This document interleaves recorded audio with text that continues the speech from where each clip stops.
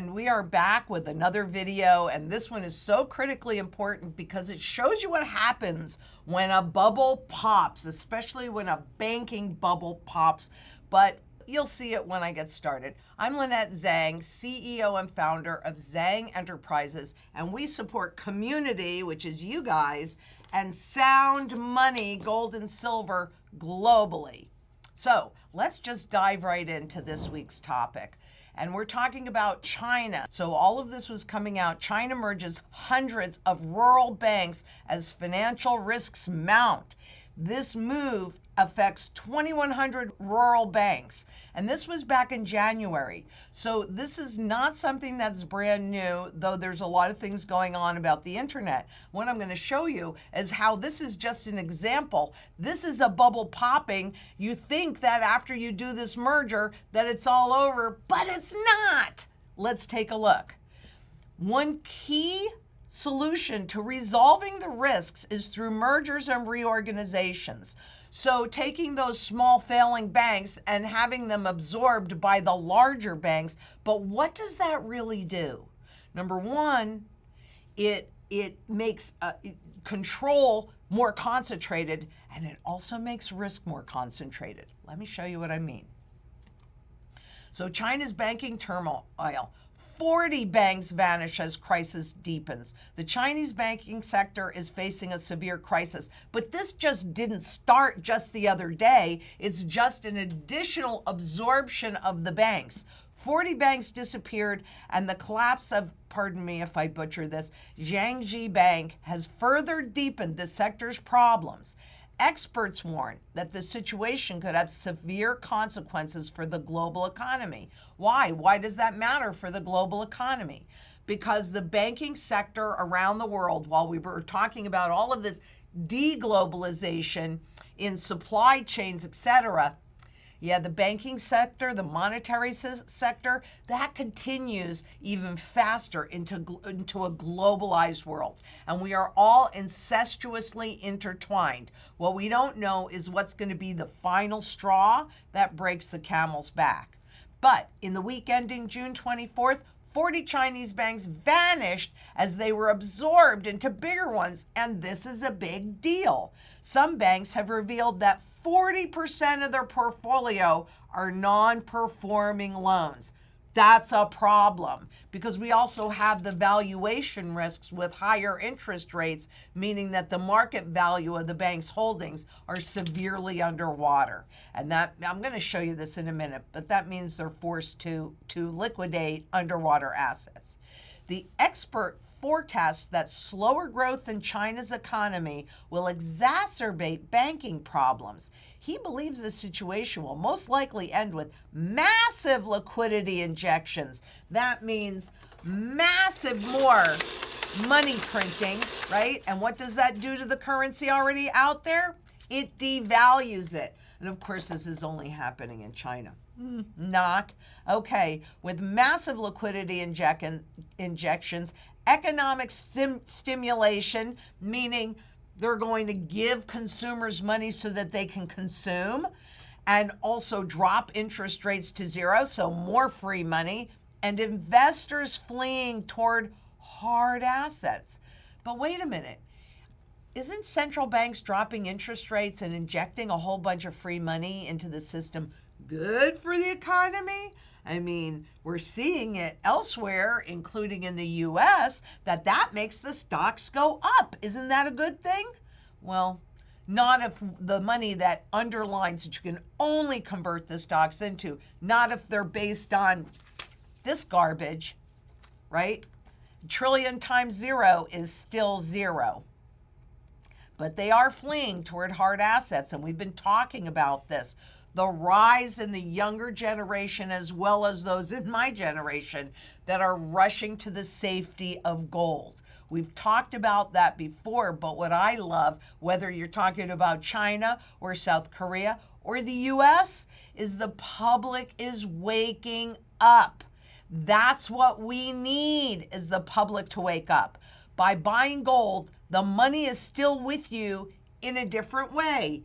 Yeah, it holds your purchasing power intact. It is the only financial asset, not one of two or four or whatever, the only financial asset that runs no counterparty risk and makes you immune to political manipulation. I don't know, you think the whole world has any of that going on right now? What it really does is it protects your freedom. We need to be as independent as possible in these times. That's what makes community so important for all of us. But the Jiangxi Bank of China goes bankrupt. Customers demand their money back. What are you going to do? Scenes of protests and demands for refunds highlight the deep-seated mistrust that many people have in traditional banking institutions. We are talking about China here in particular, but coming to a theater near you. This is what happens when a banking crisis, when that bubble pops. And if you don't think that we're having that all around the world, think again. This is a debt-based system. It is a con game. And in any con game, you need new money, you need new consumers, you need new participants.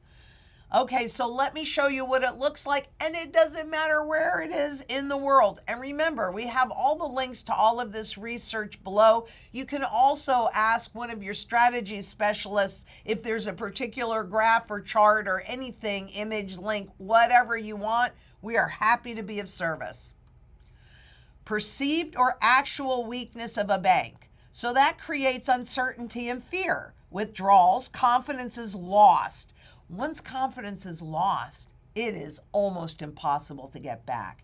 And we're looking at this happening in the most controlled country on the planet. Do you know how much hope this gives me?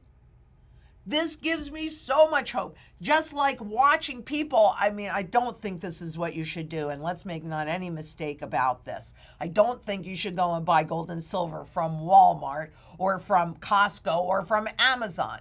But what that shows you is the public is waking up. And the public is waking up because rapid inflation has deteriorated the already deteriorating confidence in the currency and the system. So when this kind of thing can happen in China, what do you think? You think it can happen elsewhere?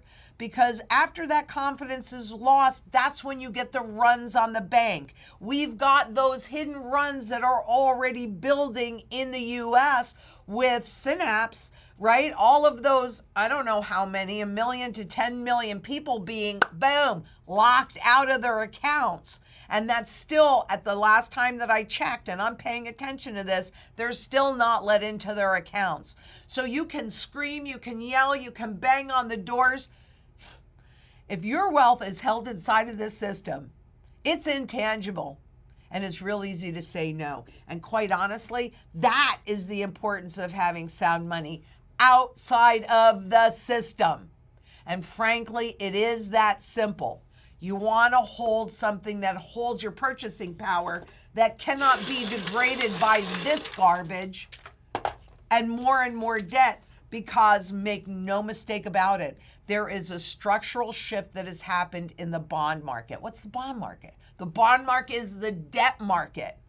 And that's what supports all of these other garbage tools that they've created. And that is imploding.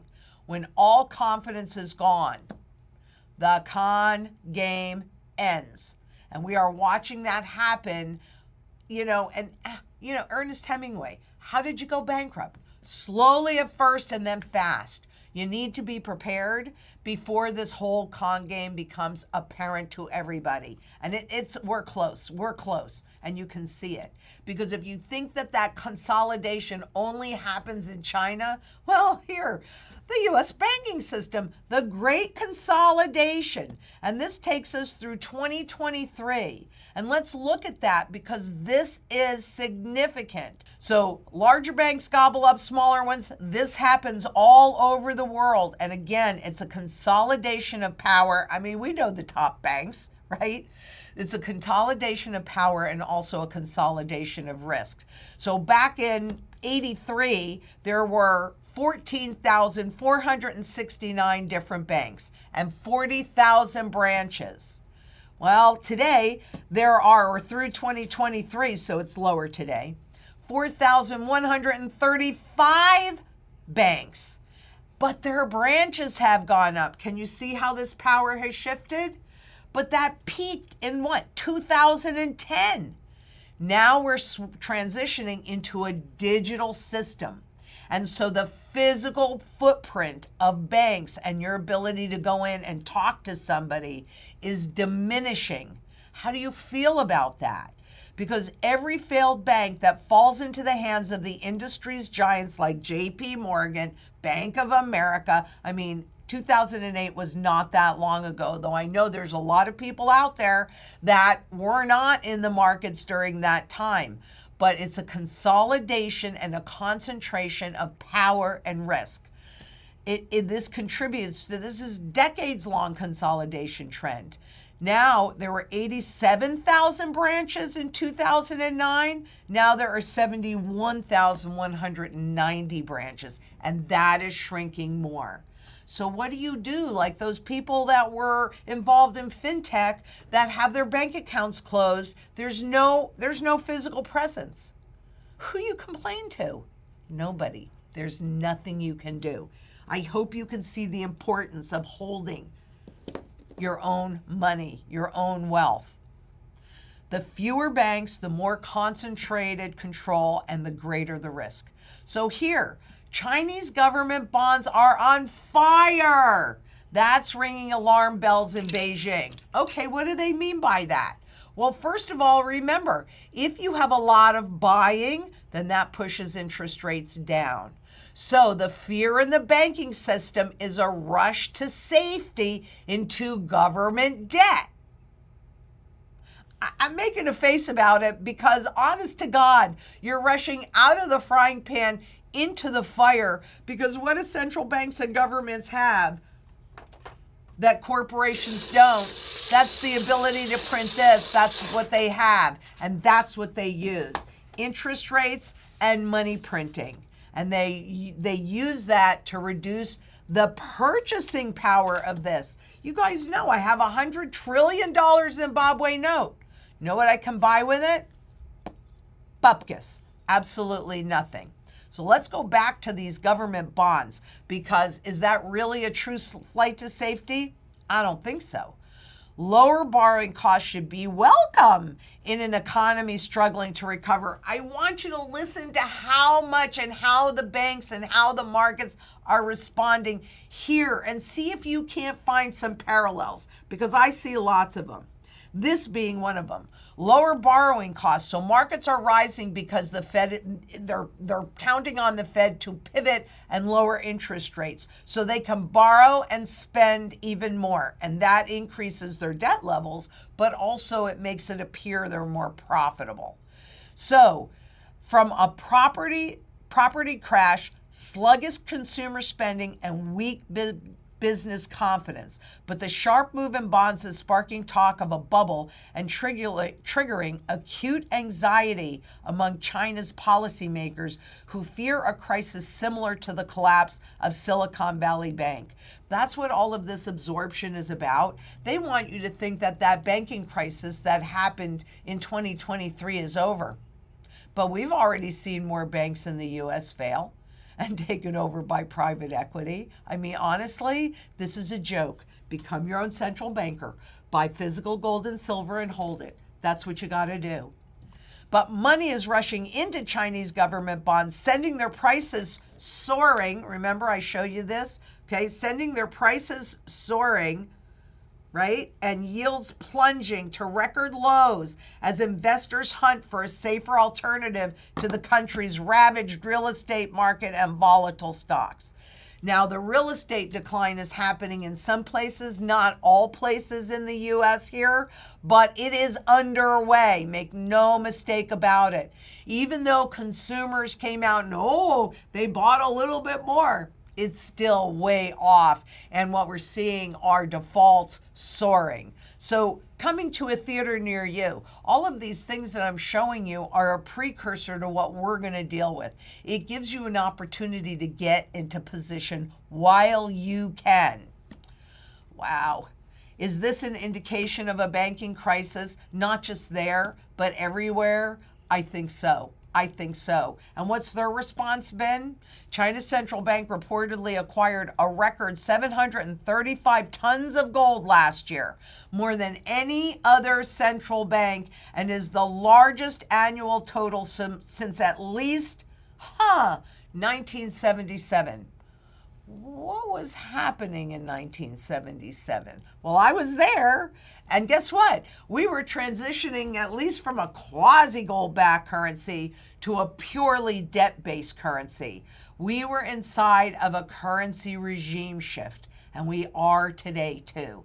That was the beginning. We've gone full circle. This is the end, but it's different, and it's more significant because this is ushering in the digital revolution where you lose all control.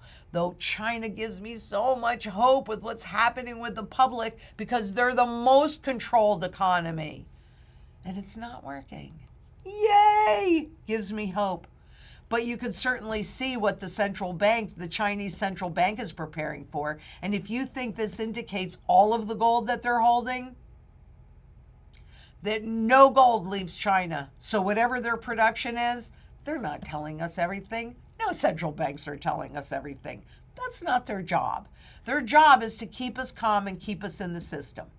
My job is to wake you up, help you have a paradigm shift, and get you to safety, real safety. Government debt, in a debt crisis, please think about this.